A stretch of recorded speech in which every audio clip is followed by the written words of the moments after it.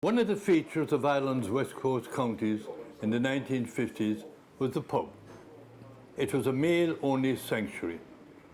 Those publicans who allowed females confined them to the snout.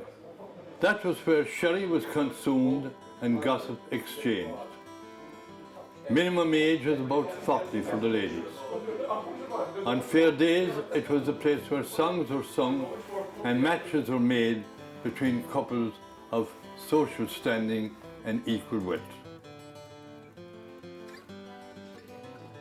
And of course, a good price for pigs or sheep was celebrated.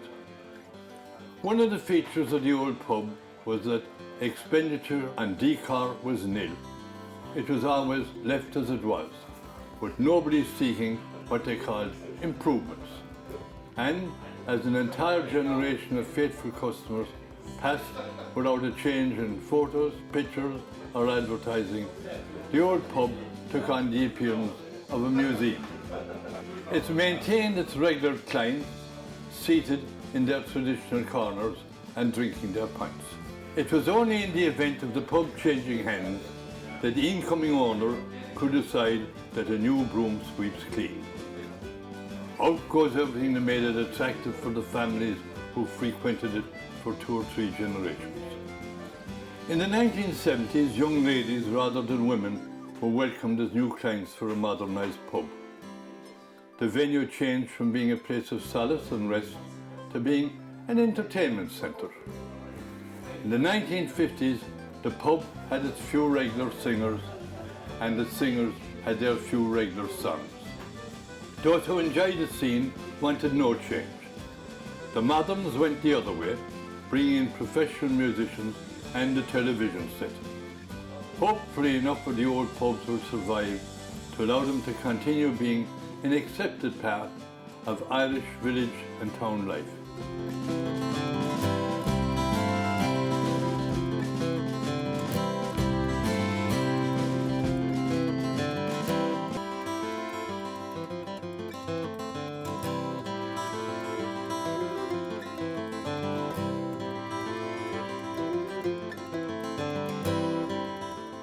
Killorglin has still got some of the old pubs.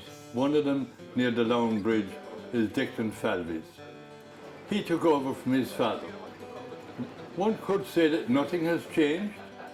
It's a place for singers, with the odd song being sung by the host himself. Women have infiltrated the male bastion, but it's the baritones rather than the sopranos who provide the songs. Now, I leave you not with a song as is customary, but with a poem. It's a celebration of the drinking festival of Puck Fair.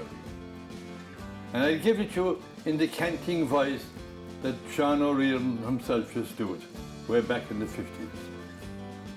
All the winding roads of Era, whichever way you look, are leading to Killorglin for the famous fair of Puck.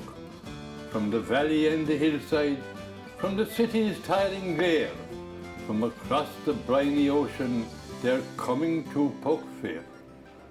There's a spirit of abandon where one shakes off woe and care, where one and all make merry for enjoyments in the air.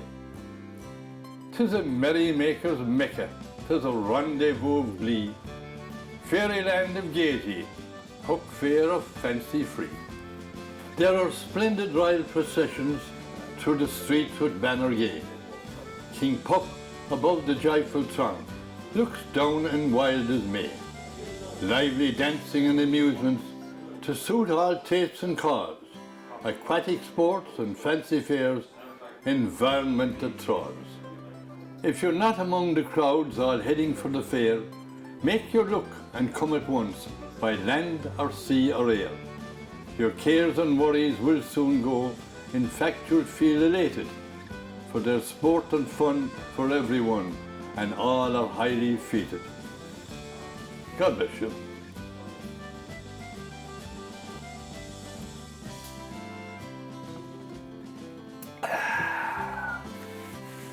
A nice pint.